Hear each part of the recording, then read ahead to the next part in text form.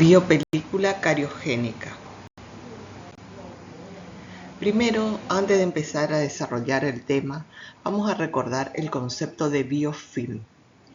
Biofilm es una comunidad microbiana sésil caracterizada por células que están adheridas irreversiblemente a un sustrato o interfase, o unas con otras, encerradas en una matriz de sustancias poliméricas extracelulares que ellas han producido y exhiben un fenotipo alterado en relación con la tasa de crecimiento y transcripción génica. Este es un concepto enunciado por Dolan. También otro concepto es que es una masa firmemente adherida a los tejidos de la pieza dentaria formada por microorganismos contenidos en una matriz compuesta por productos bacterianos, salivales y de la dieta. Recordar siempre que cuando hablamos de biofilm hablamos de una entidad que es metabólicamente activa.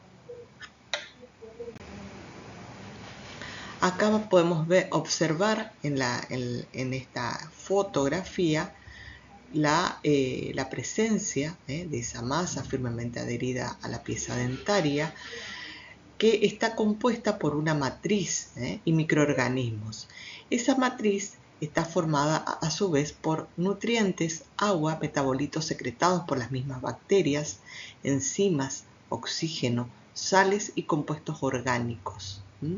Esta es una microfotografía donde se pueden observar cómo esta masa que está firmemente adherida a la pieza dentaria está compuesta en realidad por microcolonias bacterianas inmersas en esta matriz.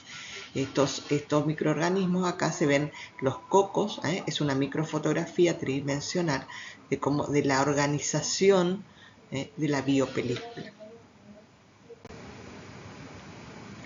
¿Cuándo una biopelícula es cariogénica? ¿Sí? La biopelícula cariogénica es aquella que está compuesta por microorganismos que son cariogénicos y que van a dar origen a una enfermedad que conocemos como caries.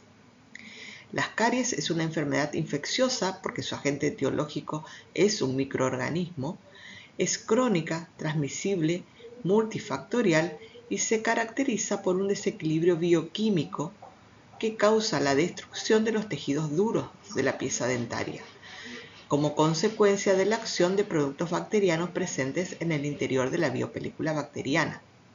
Acá está haciendo referencia, por supuesto, a la producción de ácidos. Ese desequilibrio bioquímico es el descenso del pH.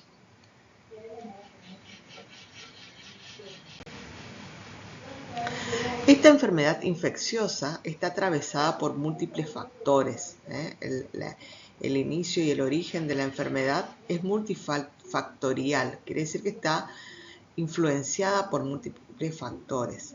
Este es un esquema que está adaptado donde muestra estos factores cómo se interrelacionan. Acá vemos que las caries es una enfermedad que está originada, su agente etiológico es un microorganismo, son los microorganismos de la biopelícula cariogénica, por eso decimos que es una enfermedad infecciosa, donde estos microorganismos se dividen en función a su acción en la enfermedad en iniciadores y progresores. Entre los iniciadores tenemos a los Streptococcus mutans y el Streptococcus sobrinus, y entre los progresores Lactobacillus y Actinomyces viscosus. También esta enfermedad depende de la existencia de un sustrato que le provea nutrientes a estos microorganismos, depende también de condiciones de la pieza dentaria que va a ser afectada por esta enfermedad, y todo esto está también atravesado por un factor que es el tiempo, que después vamos a ver cómo se analiza el tiempo en este esquema. A su vez, este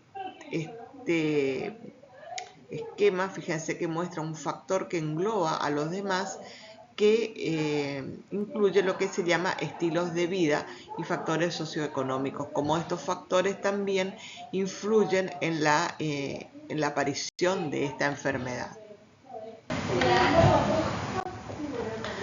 Vamos a analizar cada uno de estos factores. Por ejemplo, empezamos por la pieza dentaria. ¿Qué condiciones de la pieza dentaria pueden influenciar en la aparición de las caries?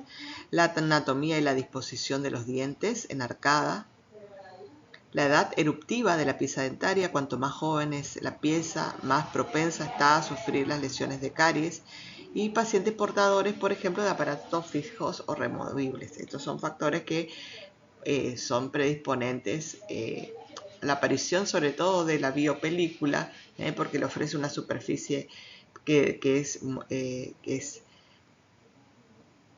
posible de ser colonizada por microorganismos.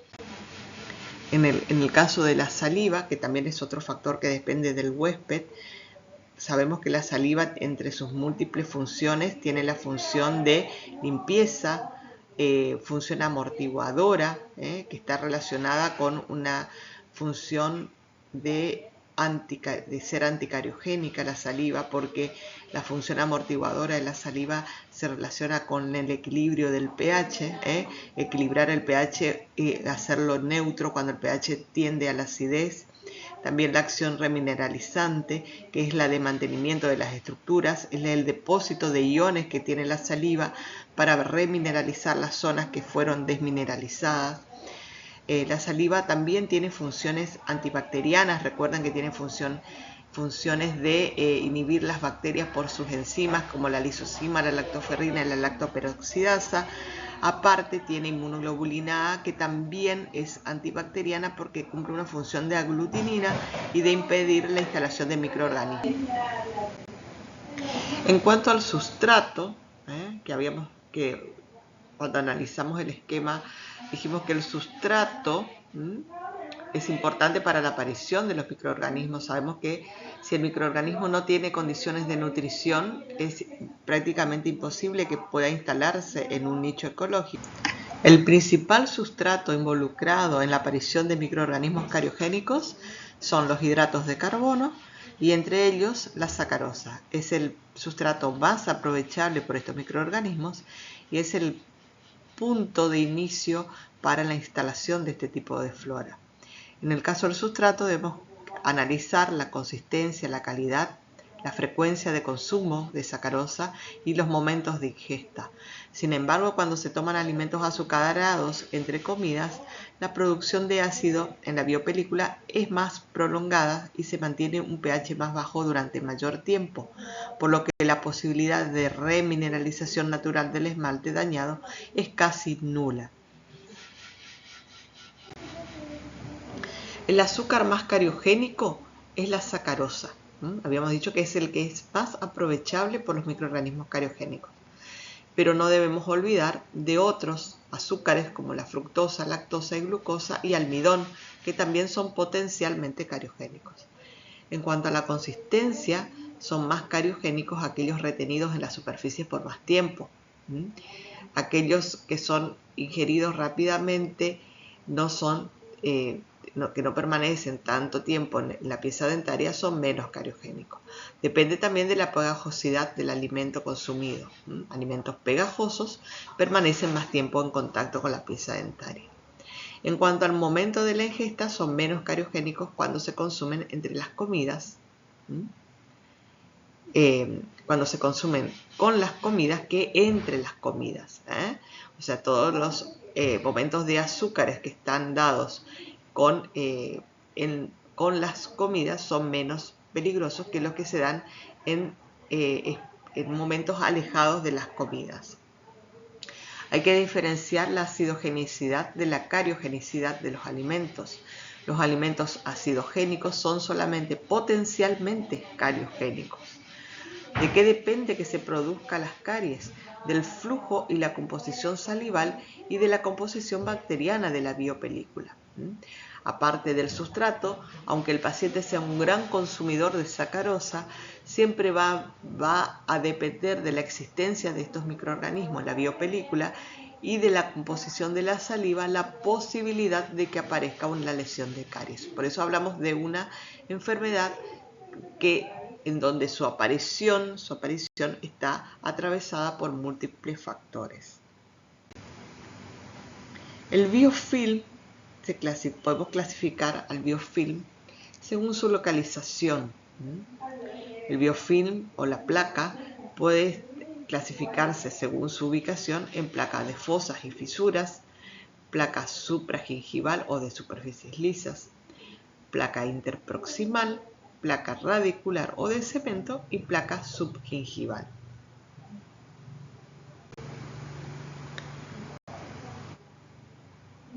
La está relacionada con la enfermedad de caries es la placa supragingival, ¿sí? La que se ubica por encima del margen gingival. La biopelícula supragingival madura está formada por una matriz donde están inmersas distintos géneros de microorganismos. Entre ellos podemos citar a Streptococcus sanguis, Streptococcus mitis, Streptococcus gordoni, Bellionelas, Neisseria, Actinomyces viscosus, Actinomyces nailundi, Actinomyces odontolithicus, Corynebacterium matruchoti, Rhotia dentocariosa y Propionibacterium. Cuando esta biopelícula supragingival madura puede virar o convertirse en cariogénica cuando, además de la presencia de estos microorganismos, aumentan en número y colonizan especies de Streptococcus mutans y lactobacillus. En ese momento, la biopelícula empieza su camino a transformarse en una biopelícula cariogénica.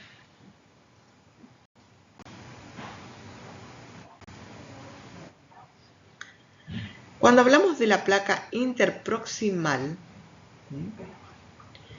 la placa interproximal está formada por Actinomyces viscosus, Naelundi, israelí, Streptococcus también, como el Streptococcus sanguis, Fuso, Porfiromonas y Prevotella. Ahí hablamos ya de una placa donde hay una flora mixta, donde empiezan a aparecer microorganismos con otras características microbiológicas, justamente porque es un nicho ecológico donde el oxígeno es escaso. Cuando esta placa se vuelve cariogénica, cuando empiezan a aumentar, además de estos microorganismos, empiezan a aparecer Streptococcus mutans y lactobacillus. La placa radicular madura está compuesta por Streptococcus sanguis, Actinomyces y Capnocytophaga. Esta biopelícula también puede transformarse en cariogénica cuando empiezan a aumentar el número de especies de Streptococcus mutans y Actinomyces. Cuando hablamos de placa de dentina no cavitada, la placa de dentina está compuesta por Streptococcus, mayoritariamente mutans, lactobacillus y Actinomyces, porque es una biopelícula que se forma cuando el esmalte, cuando la dentina quedó expuesta y el esmalte se desorganizó. Fíjense que los 3 géneros de microorganismos que forman esta biopelícula son microorganismos cariogénicos, microorganismos acidófilos, acidógenos y acidúricos que desorganizaron esa biopelícula, esa estructura que es el esmalte dental y se instalaron en lo que es la dentina ya. O sea, la dentina está expuesta, pero aún no está cavitada. Cuando la dentina está cavitada, se sobreagregan otras Streptococcus, además Bellionella, Propionibacterium, Eubacterium, Bifidobacterium y Lactobacillus. Pero, ¿qué ocurre en realidad en este proceso que llamamos caries? ¿Qué ocurre en ese camino que empieza con la formación de la biopelícula, la maduración de la biopelícula, la transformación de esa biopelícula en una biopelícula cariogénica? Una vez que la bacteria se adhiere, la bacteria planctónica se adhiere y se transforma esa primer bacteria que coloniza empieza a formar lo que se conoce con el nombre de biopelícula, empieza a colonizar, a multiplicarse, a necesitar nutrientes y energía, empieza a establecerse una flora microbiana que va a depender del sustrato que tenga a disposición en ese nicho ecológico, ¿no? ¿Y de dónde van a obtener energía estos microorganismos si son cariogénicos? De la sacarosa. O sea, la instalación, la multiplicación y el establecimiento de estos microorganismos va a depender de la existencia de este sustrato. Si el huésped es consumidor de sacarosa, porque la fuente de nutrientes de la biopelícula supragingival, recuerden siempre que proviene de la dieta, de lo que consume el huésped. O sea, si este huésped es un gran consumidor de sacarosa, estos microorganismos van a tener condiciones como para poder colonizar, instalarse, reproducirse y perpetuarse en ese lugar. ¿Para qué utilizan la sacarosa estos microorganismos? Para obtención de energía en forma de ATP, igual que cualquier otra célula bacteriana. También para la producción de polisacáridos extracelulares. Recuerden que entre los factores de virulencia de los microorganismos cariogénicos están la capacidad que tienen ellos de producir polisacáridos extracelulares por la presencia de glucosil, fructosil, transferasas. Se forman estos polisacáridos, pues se forman glucanos, levanos y mutanos, que va a depender de qué azúcar es el que forma la cadena. Estos polisacáridos pueden ser extra o intracelulares. Recuerden que los extracelulares se depositaban por fuera de la célula bacteriana, mientras que los intracelulares eran depositados en el interior y se utilizaban más bien como reserva, que son el glucógeno y la amilopectina, mientras que los extracelulares son utilizados también para reserva, pero también tienen una función importante de adhesión.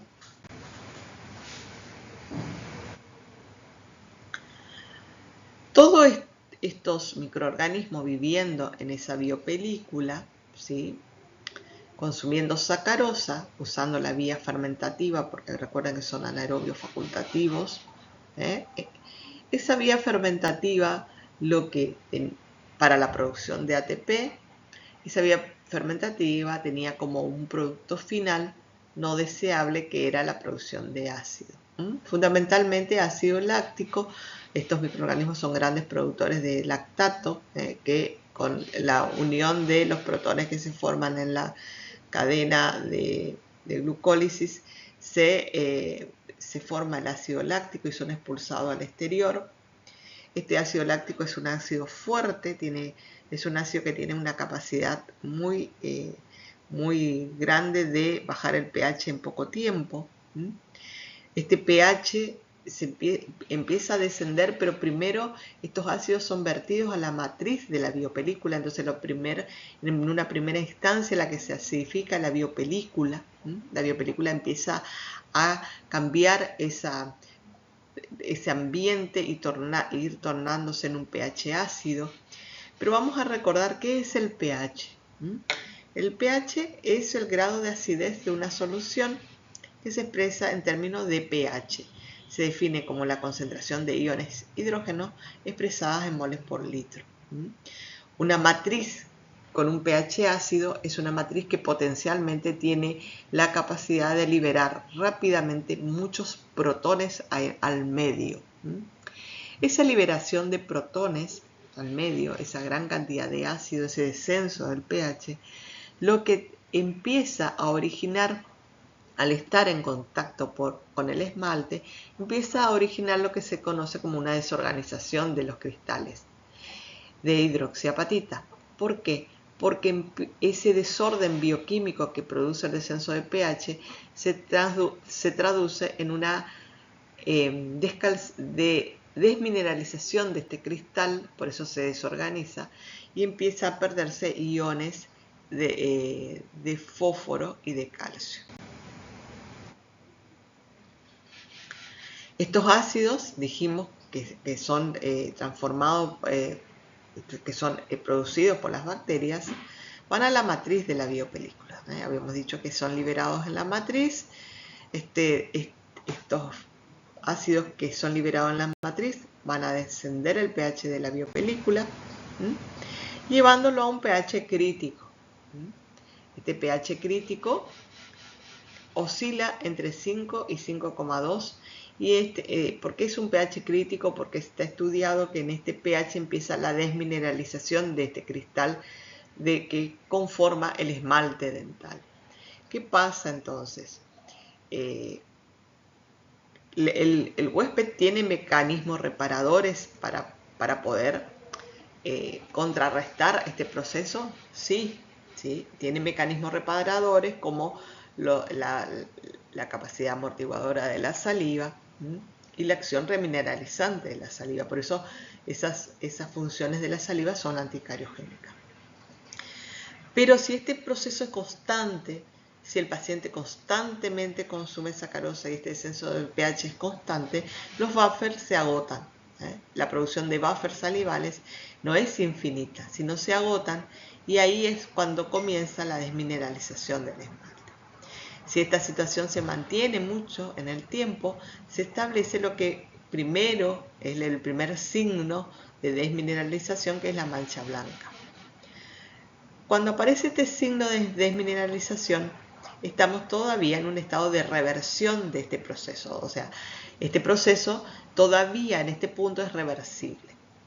Si esta situación no se revierte, porque no hay una intervención para poder bloquear esta producción de ácido, esta situación se va a mantener en el tiempo, y si persiste empieza a aparecer la lesión de caries, la lesión cariosa. Esta situación ya no es reversible. Estos ácidos empiezan a difundir a través del esmalte. El esmalte inmaduro es más inmaduro en el proceso posteruptivo. Hay espacios entre la matriz y los cristalitos, lamelas o laminillas del esmalte, fallas o defectos del esmalte o estrías de Redshift. Son todos canales por donde pueden difundir estos ácidos. Y empieza el proceso de desmineralización, que es un proceso que está en constante equilibrio, la desmineralización con la remineralización. ¿De qué va a depender esto? De la persistencia del ataque ácido, de la persistencia del metabolismo bacteriano, que es constante, y de la presencia del efecto amortiguador de la saliva, que, como dijimos hoy, no es infinito, ¿sí? Es finito y tiene un tiempo de agotamiento. En el proceso de desmineralización, lo que se pierde son iones, que son los iones que forman el cristal que constituye el esmalte dental. Se pierden iones fosfato y iones calcio por la acción de los ácidos. En la remineralización, lo que se produce es una reposición de fosfato y calcio que están presentes en la saliva. Hay otro ion que está involucrado en contrarrestar los efectos de estos microorganismos cariogénicos, que es el ion flúor. El ion flúor tiene una doble función, ¿sí? Tiene una acción directa contra los microorganismos, que es la inhibición de enzimas productoras de polisacáridos extracelulares como la glucosiltransferasa, por lo que se considera que tiene una actividad antibacteriana importante, y también inhibe la enzima enolasa, que interviene en los pasos finales de la vía glucolítica, ¿sí? O sea, que inhibe en varios puntos enzimáticos la actividad de este microorganismo, por lo cual es un ion, es un anión, porque tiene carga negativa, que es importante en la reversión del proceso carioso.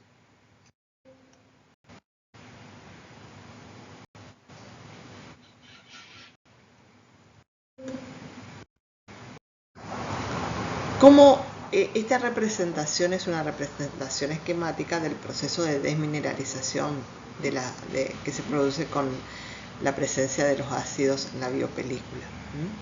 Fíjense cómo acá está representada la dentina, y este es el esmalte, ¿sí?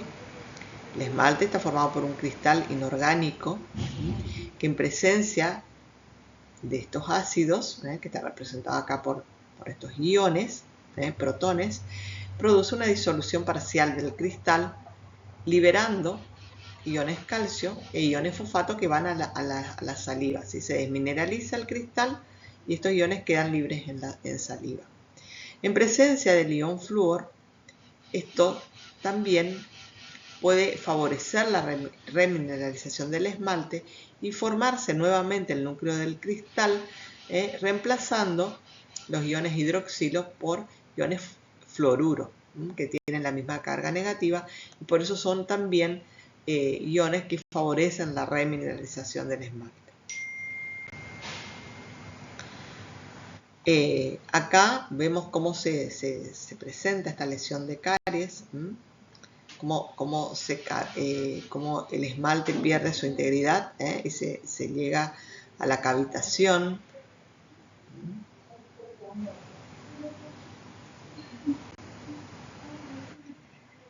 Hoy dijimos anteriormente que uno de los factores que analizamos la biopelícula, la presencia de los microorganismos, analizamos el sustrato, analizamos las piezas dentarias y el factor saliva en el huésped. Y hay otro factor que atraviesa, o engloba y envuelve todos estos factores, que es el tiempo. Es un factor importante e interesante analizarlo porque cómo influye el factor tiempo en la aparición de la lesión de caries. Y el factor tiempo influye de manera global, ¿sí? De manera integral, porque cuando hablamos de tiempo, hablamos de el tiempo de permanencia de estos factores juntos, es lo que va a determinar la instalación o no del proceso carioso. O sea, en cuánto tiempo estos factores confluyen o coexisten. Si estos factores confluyen o coexisten en un tiempo determinado, el proceso se instala y empieza a generarse esta destrucción del esmalte dental que termina en la enfermedad de caries. De esa manera se analiza el factor tiempo. Hay una serie de pruebas en el laboratorio de bacteriología que me pueden indicar cuando un paciente está en riesgo o cuáles son los riesgos que tiene un paciente para sufrir esta enfermedad. Y estas pruebas, entre estas pruebas podemos nombrar al test de Snyder, el test de Alban, cultivo de saliva en medio de Agarmitis salivarius, cultivo de saliva en medio de Rogosa, recuento de Streptococo y recuento de lactobacilos. ¿Sí? El medio de Rogosa es un medio selectivo para lactobacilo, que es este, y se puede hacer un recuento de colonias de lactobacilo, que son estos que se ven acá, estos puntitos blancos, y hay un número por encima del cual el paciente está propenso a sufrir caries porque está indicando una gran cantidad de lactobacilos en saliva. Y también el recuento de Streptococo en medio líquido de Agarmitis salivarium, que es estos puntitos azules que se ven acá, son colonias de Streptococo, y cuando el paciente tiene un alto contenido, tiene un alto recuento de colonias, está hablando de un paciente que está propenso a sufrir caries. Los otros test me indican el descenso de pH. Entonces estos test son en conjuntos test de riesgo de caries en un paciente. Bueno, acá llegamos al final de biopelícula cariogénica.